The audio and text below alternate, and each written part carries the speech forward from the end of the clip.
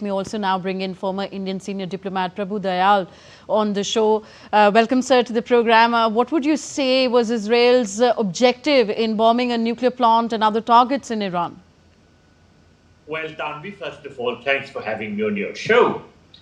Let me state that I served as deputy to the ambassador in the early 1980s in Tehran, and I used to hear Iranian leaders chant death to Israel. So Israel regards Iran as an existentialist threat.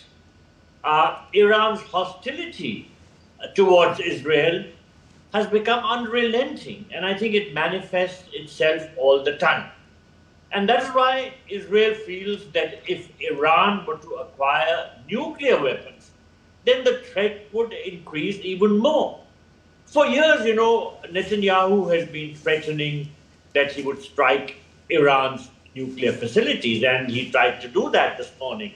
It's not clear what the extent of the damage is, but there is some damage. And the reports which are coming out are that there is concern about whether there are radiation dangers also. Nonetheless, the important point is that a strike was carried out by Israel this morning, targeting military and nuclear facilities, as well as senior Iranian military leaders, the chief of the Iranian armed forces and the head of the Iranian Revolutionary Guard. They were killed, and there were a number of nuclear scientists who were also killed. So it surely showed what Israel was targeting. There's another important point. I think Israel feels that Iran is now militarily much weaker than it had been for many years. Much of its air defenses were eliminated by Israel in its strikes in October last year.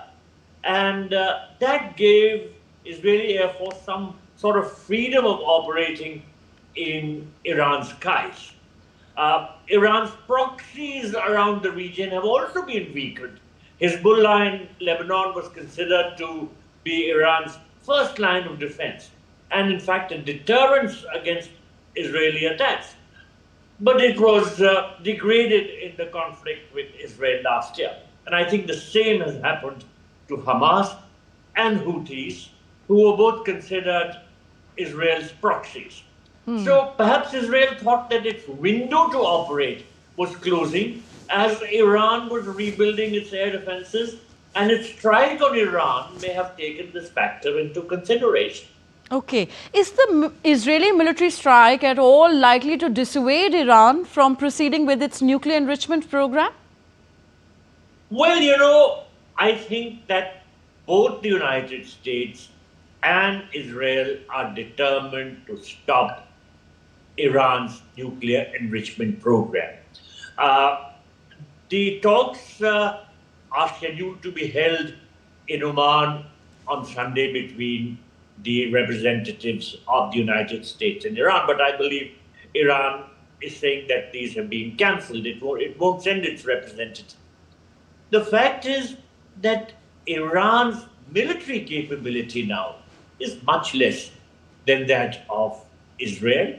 And if you combine it with the military capabilities of the United States also, then naturally Israel is no match. Of course, the Americans have gone out of their way to say that they were not involved in the military strikes, though they have also said that they knew about it.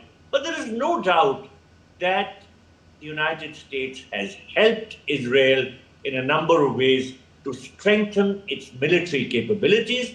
And now if both these countries are very keen to put an end to Iran's nuclear enrichment program and to ensure that Iran is not able to make nuclear weapons, then I think that the pressure on Iran is not going to ease. Okay, Iran has vowed to respond strongly to Israel's attack at this stage, and considering the statements issued by both sides, does it look like that we could be headed for a significant military conflict in West Asia? And what kind of warfare would such a conflict involve? There is always that risk of escalation. In fact, today, Iran reportedly fired about 100 drones at Israel. But from the reports that I have seen, the Israelis were able to shoot down all these. And in fact, yesterday, the Israelis had issued an instruction or sort of, a call to their citizens to stay near the bomb shelters. But I believe the news today is that the Israeli government has withdrawn those calls because they are not expecting any sort of major strike by Iran in the near future. So in other words, while the possibility of an Iranian counter-strike cannot be ruled out, by the look of things and by the manner in which the Israelis are taking stock of things, it doesn't seem that they are worried about any such strike at the moment. Let me also say that if there is an escalation, then the Iranians stand to suffer more.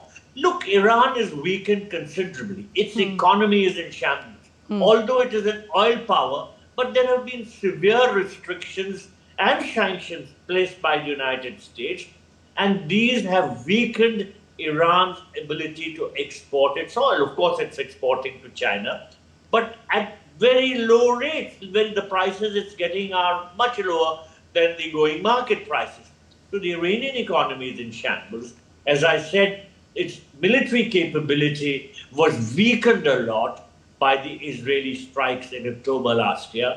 And for both these reasons, its capacity to withstand attacks by Israel in retaliation for any escalation by Iran will not be much. It will stand much less chance of withstanding Israeli onslaughts than of mounting onslaughts on Israel. So Donald Trump's statement calling the strikes excellent have actually contradicted Washington's official stance that the Israeli action was unilateral. So do you see a situation arising in West Asia where US may perhaps be directly involved in the conflict?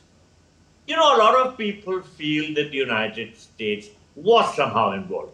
Although Donald Trump himself and Secretary of State Marco Rubio have both said that the United States did not take part in this military operation, although it was aware of what Israel was doing. But as I said earlier, there is a huge military backing which the United States already provides to Israel. And I wouldn't be surprised if some sort of intelligence sharing of any vital information in any case took place between the United States and Israel.